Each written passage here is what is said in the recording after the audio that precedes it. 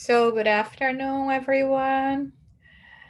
We are, as always, studying, we have been doing, is studying the book Alert by the Spirit Joanna de Angelis, pshycography of Divaldo Franco.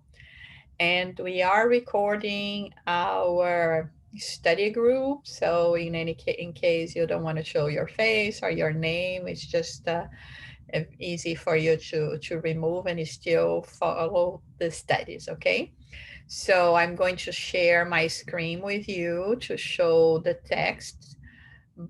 We have both the original in Portuguese and the English version.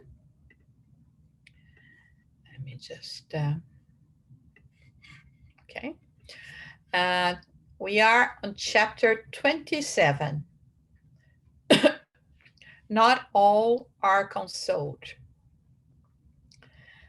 Blessed are those who mourn, Jesus said. Not all, however. The untamed ire, when it's incapable of striking the aimed target, explodes in convulsive tears. Unfortunate envy, irradiating an insalubrious vibration, does not restrain itself and bursts into convulsive tears. Unrestrained jealousy, whipping the inattentive heart, spill ardent tears. Hate, which is turned infectious against those that fall in its traps, boils in combustible tears. The inferior passions, preferring pernicious situations, extrapolate their inner state by expressing rebellious and bitter weeping, therefore diminish the insane causes from its origin. Okay, so let's stop here for a while and then we go to our explanations. So Joanna de Angelis here is making reference to the Beatitudes, the Sermon of the Mountain on the Mount, when Jesus started giving us the Beatitudes, saying and making reference that those who mourn, those who suffer will be consoled. But then Joanna de Angelis comes and make a twist with all of that, explaining to us, listen, when Jesus is talking about mourning and suffering and crying here, he's not talking about, crying in relation to our whims, to our pettiness, to our inferior passions or emotions. So that's why she kind of make a list here about many reasons why we can suffer, why we can cry, but not necessarily they are valid in the sense of helping and promoting our spiritual evolvement. So she talks about jealousy, she talks about envy, she talks about inferior passions that we can, burst into tears and anger because we couldn't get what we wanted. But at the end of the day, most of the time, if we analyze that, it's not going to be for our own good. So this is how she starts this chapter, by calling our attention and to ourselves, to our behavior, to our emotions, to how much we kind of lose control because we are much more still focused on the situations that could be prevented, and situations that are more in relation to materiality than to spirituality or spiritual improvement. So, any comments or questions at this point? It would be good for you to participate today. We don't have a very big text today, but Okay, well. okay. Go ahead, Ellie. I just found it like, as we go from like being calm and relaxed, and then one little sentence happened, and then we go to this, how do I say, Ari? You Yeah, know, I don't know. you know, it's just like, no matter, we gotta always be watching, because it's like, if you don't watch it yourself, you could be as calm as you could be, and then from one minute to the other something happened and you just explode. Yeah. And I found, like, I failed so many times because I'm always thinking I'm watching, and then something happened to challenge me, and then I fail. Mm. So it's like, if you if you just put your guards up for like a minute, and that's all it takes. Yeah. That's why, like we mentioned that last week about the water of peace, if we put the water in our mouth and let it rest for a while, maybe, it will prevent a lot of things. But it's exactly what you're saying, Ale. We, we let many times the worst of us prevail. Yep. And especially when we react in an impulsive way, right? Because, again, because of pride, most of the times because of pride is what we feel hurt. I mean, how come I didn't get that? Or, it may be a promotion. And I mean, at this point, we are not even, I mean, analyzing whether you deserve it or not, whether it was fair or not. But many times, maybe the other person deserves it more than us, but we don't accept that, and this is what leads us to this kind of emotion, this kind of disturbance. So I think it's brilliant that Joanna de Angelis brought this to our attention, because I think that according to our point of view, if I'm crying, I'm suffering, my desires are justified, right? And then if Jesus said, blessed are those who are mourning and suffering and crying, then I'm going to be thinking, oh, no, no, I'm one of those because this is happening to me. But without analyzing the causes and getting to the question that Orlando proposed here, or like we mentioned already a few times, Orlando, the body is a machine. Okay, it's like our car. I cannot blame a car for getting into an accident. The car not yet, doesn't drive itself, right? So you may say, oh, but I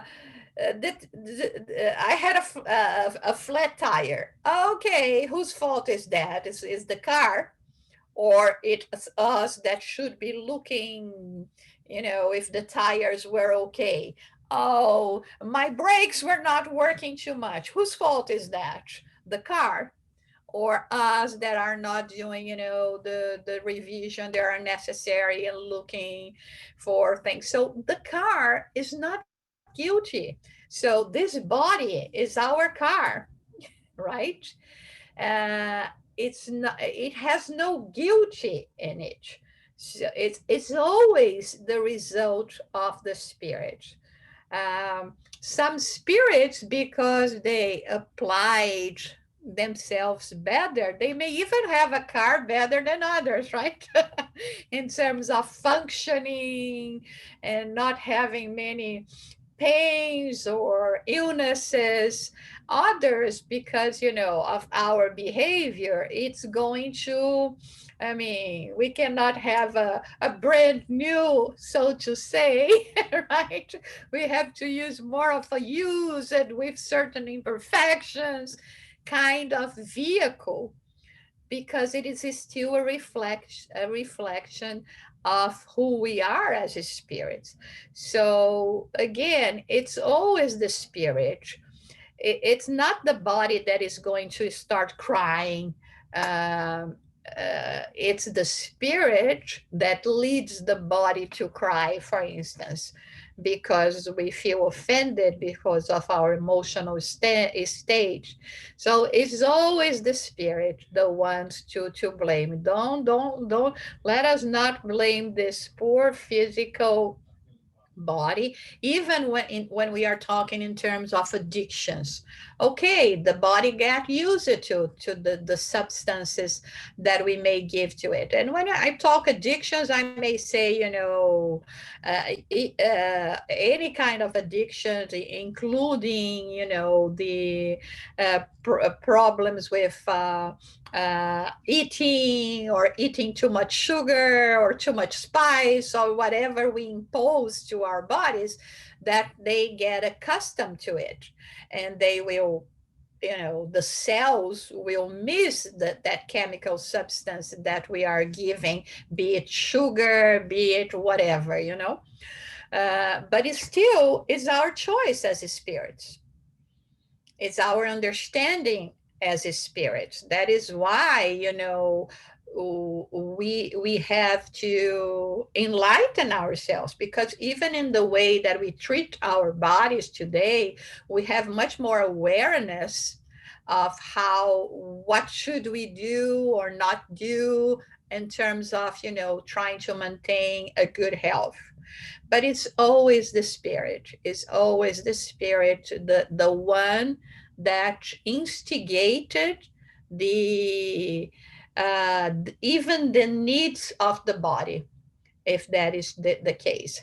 So that's why it's very important, and it's in those lessons that Joanna de Angelis bring to us in this book.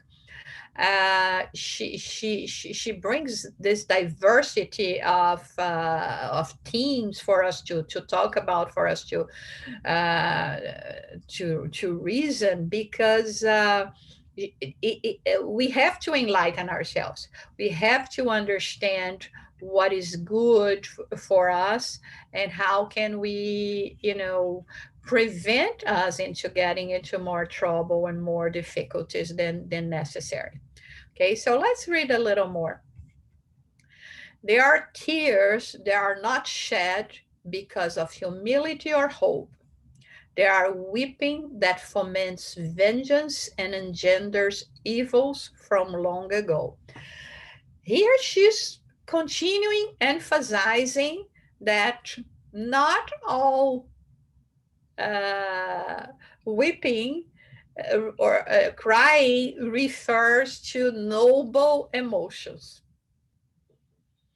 There, like we were talking here, we may be crying for all those reasons that she presented before, and mostly because of our heart pride. But all of that can be the result of tremendous imbalance that we have to pay attention to. Any comment, or should we continue?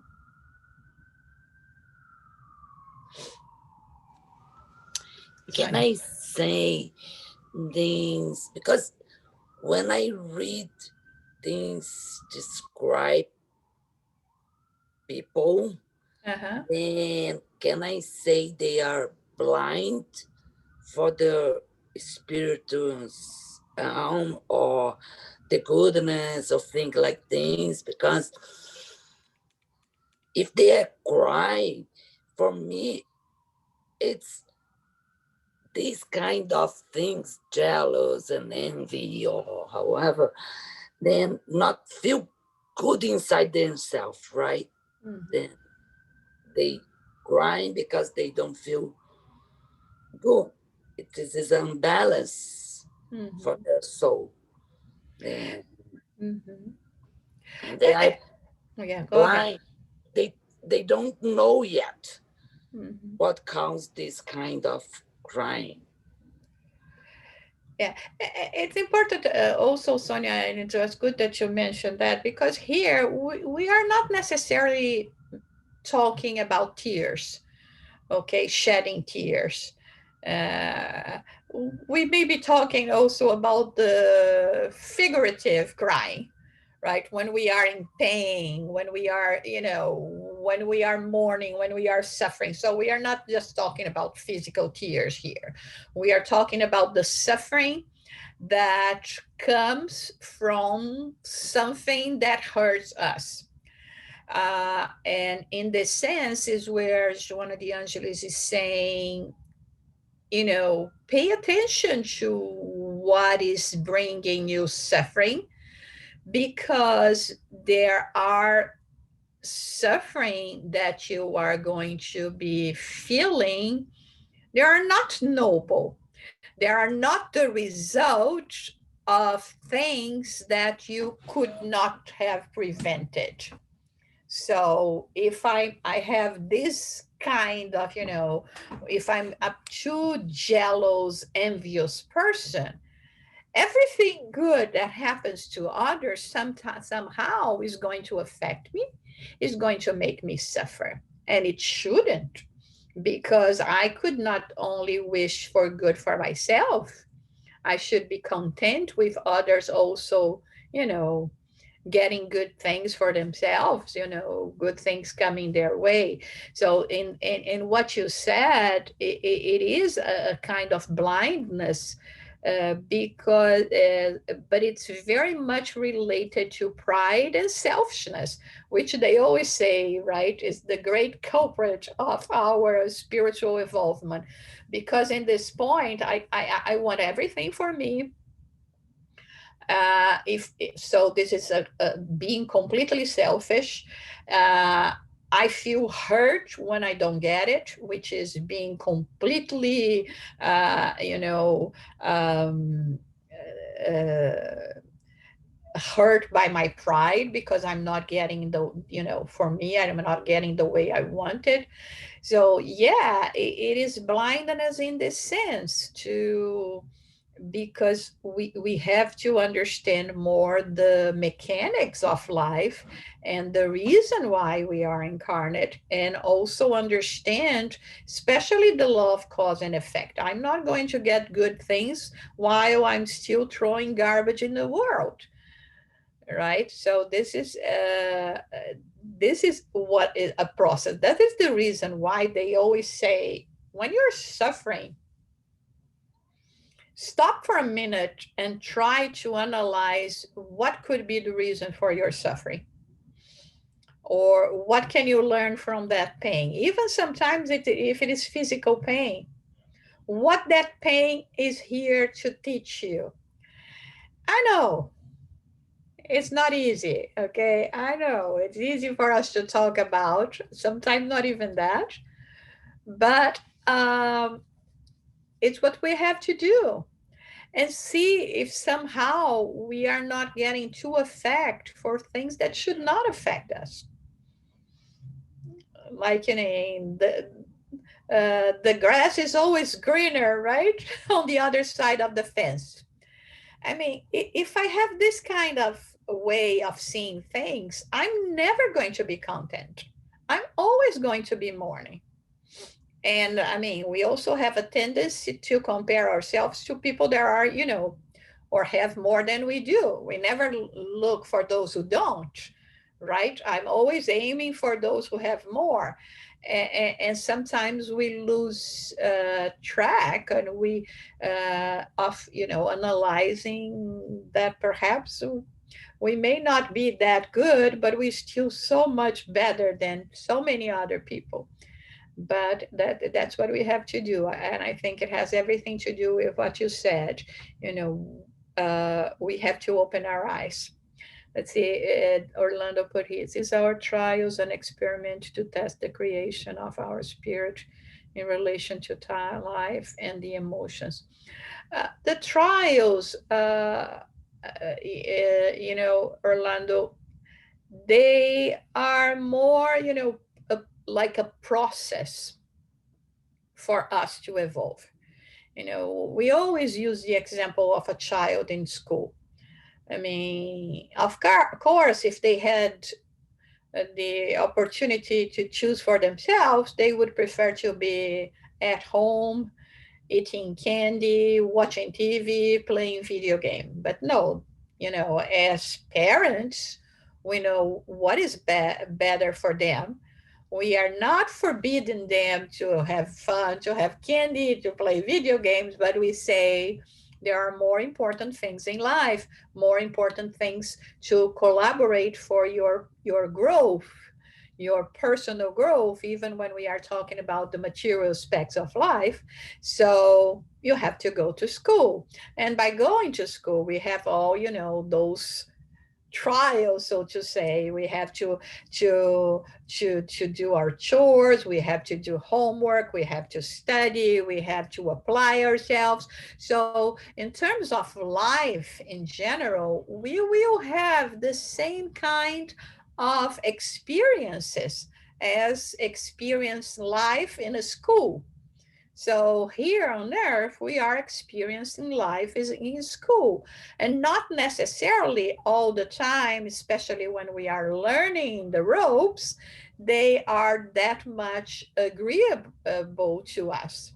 Sometimes we would prefer to have a different thing. I mean, to have life in an easier way. So yes, it is part of life, it's part of the process of growing, and the more we apply ourselves to that, the more we will start enjoying, because it comes to a point that like a child, they feel proud of their how much they have achieved, and how of the good works they are already capable of doing. It's the same way with us here on earth. So let's continue with a little bit more of the text here. Jesus referred without a doubt to those who weep under the brunt of human injustice without any rebelliousness.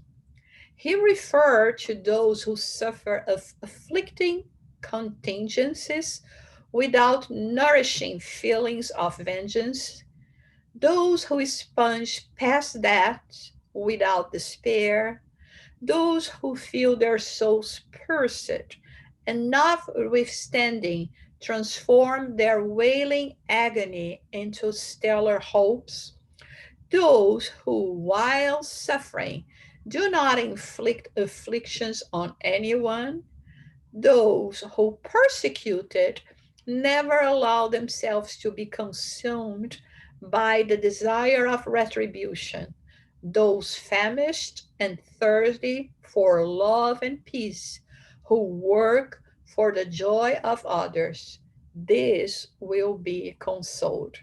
Oh, that is so beautiful, right? So difficult to do it, so difficult to apply in our day-to-day lives. I mean, the lesson here is very clear. We still live in a planet of trials and atonements, which means that it is life here is still not that pleasant, as a result of ourselves, as a result of what we have been doing. Because again, we are only living in this planet that presents this condition because this is the condition of our spirit. If our spirit were better than that already, we would be living in other worlds, more, I mean, happier worlds than we have here on earth. So here, uh, Joanna de Angelis is pointing out that although we may be facing whatever kind of adversities we are facing, we should not get into despair, blame others, try to to go for revenge, or this kind of rebelliousness that lead us to become so bitter that we criticize all and everything. So even in those moments where we are suffering injustice, to try to keep ourselves in peace. It doesn't mean that it's not going to hurt.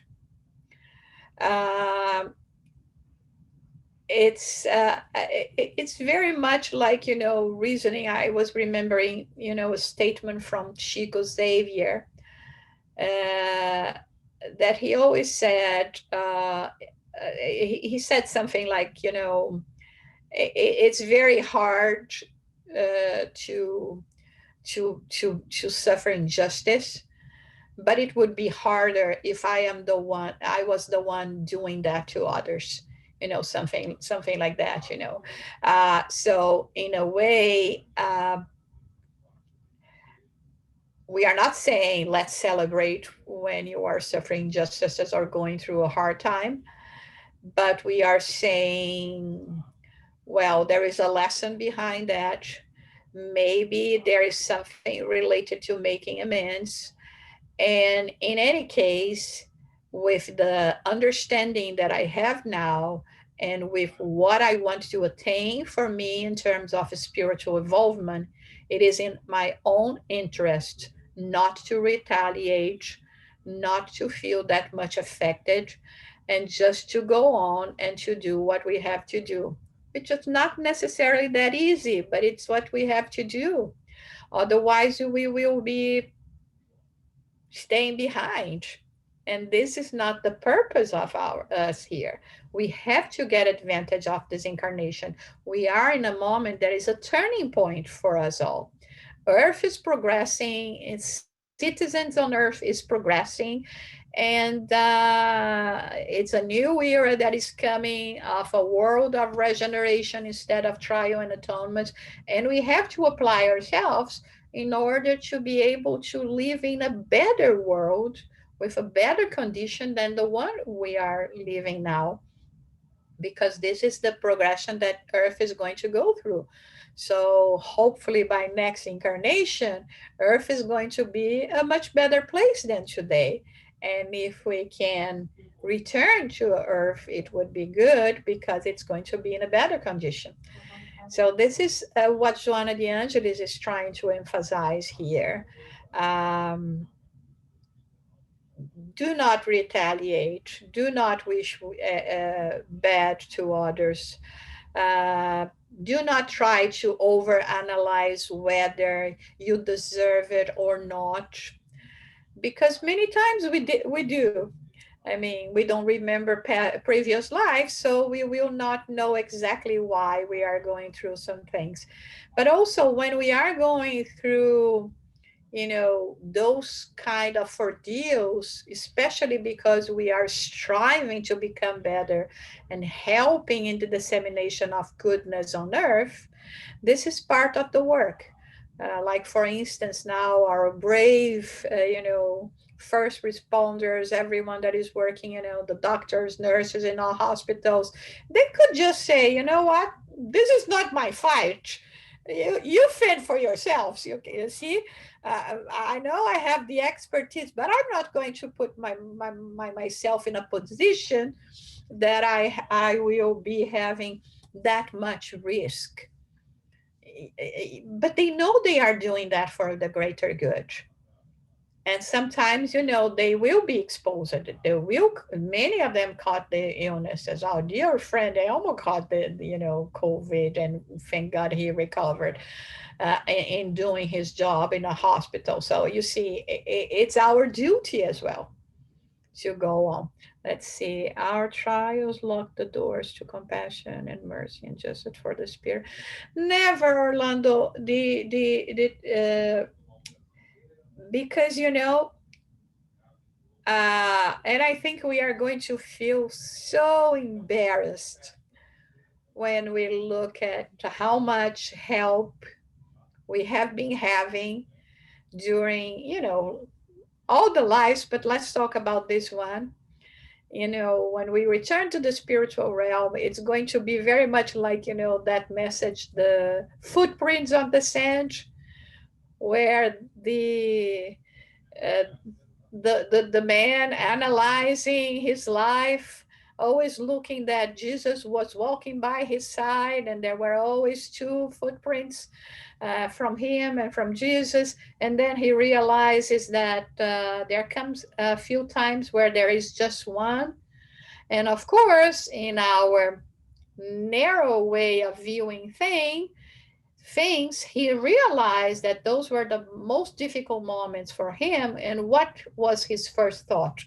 Oh my God, this is, when there is just one footprint on the sand, it coincides with when I had to face the worst trials and the most difficulties in my life. It was because you were not there with me. That's the first thing we have, the first thought we have. you know oh, you're not there, that's why I had so much suffering, it's your fault. And then Jesus comes and says, yes, you you only saw one because things were so hard for you that I was carrying you at this moment. So what lesson do we learn here? That they never abandon us, and even when they carrying us on their lap, it doesn't mean that it is not going to hurt. It would have hurt much more if they were not there for us.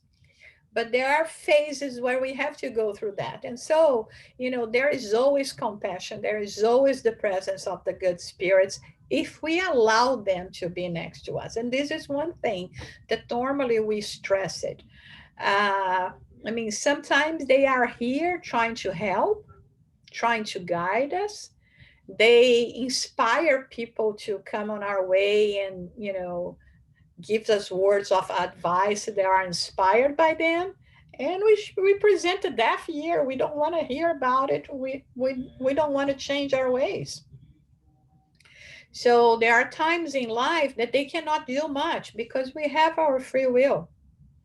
So we should blame. The only thing that sometimes I want to blame God for is, well, why did He give us free will? I don't know. Sometimes we make such a mess with this free will. I wouldn't mind that much being an automaton, as long as I would prevent a lot of pain and suffering and shedding of tears. But yeah, this is the rule of the game, and let's try to make better use of it, especially now that we understand more about, you know, not only free will, but how much our choices are actually the ones responsible for what we are going through in life. Comments, questions, more, anything?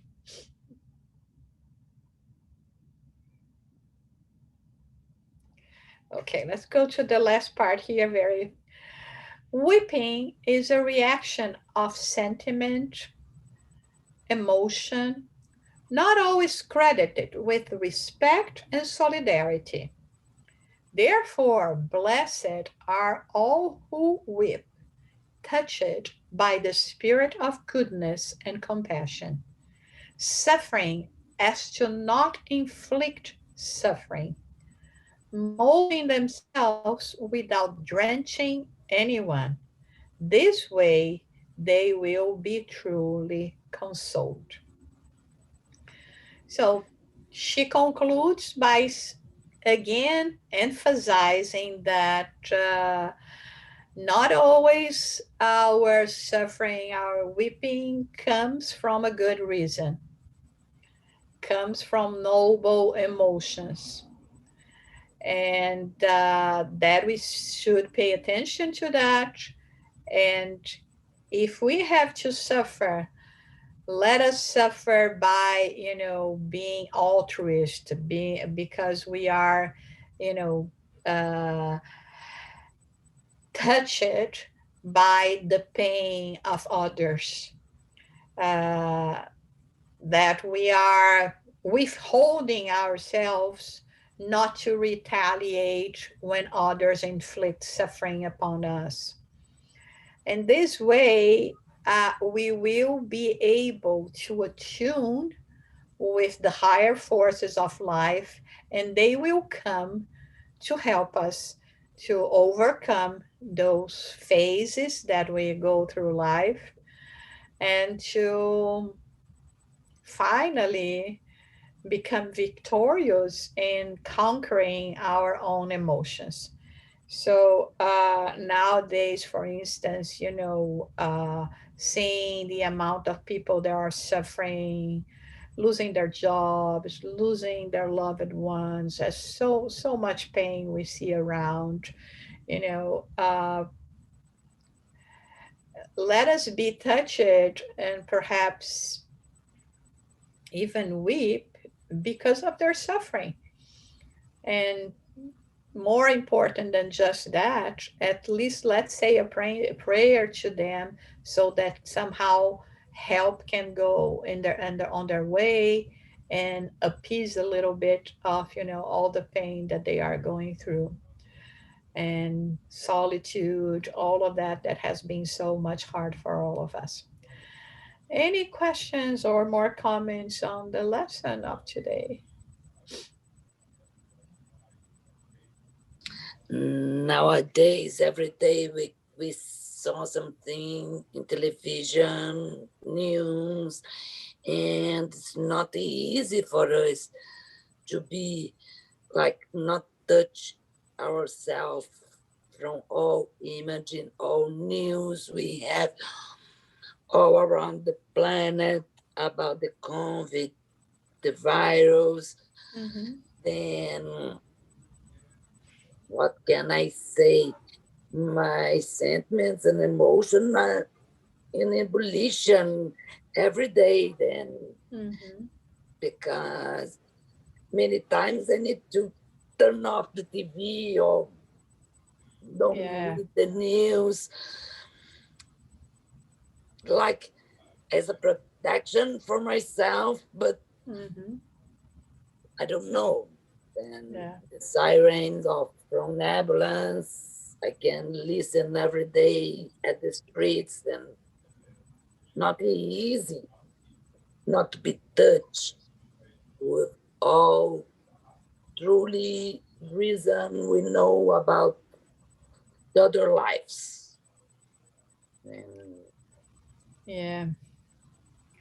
And I mean, and also we should not judge because there are so many different types of suffering at the moment. Maybe we see people that may not be having financial problems, but they have a very weak emotional structure to face solitude, to face this kind of reclusion, to face everything that is happening around. uh, so there are many different ways for the young people. It has been very hard for the children as well to be at home with parents that not necessarily are happy to be kept home and looking after their 24/7. There are many different kind of situations now, and we should not be the ones to judge and to say this one is harder than the other. All of them are very difficult, and I think it's our duty to do whatever we can to find a little bit of balance and to contribute for uh, the reduction of this kind of suffering. What we are doing here now, it's one way of for us to participate. We are recording our meetings. They people can access them. They can see all of us here. They can see our participation, us sharing our stories, our conclusions. I mean, it may not seem much, but it is. it is our way of contributing as well, with prayers, like we said before, with financial support, if this is if it is the case and it is within our possibilities. I mean, and try for ourselves at least to maintain an energy of hope. There is always light at the end of the tunnel. We may not be there yet, but there is always light. There is, always having in mind that God is for us, and that we are going to, one way of not or another, we are going to survive, and we are going to survive better than we got before, because there are many lessons to learn during this pandemic as well. Any other thing, or should we stop for today? So let's see. Next week we are almost at the half of the book, lesson 28. Let's talk. We'll talk about suicide, which is never a very easy topic to talk about. But Joanna de Angelis always bring a different way of presenting all those topics, right? So, Philip, it's going to be with you.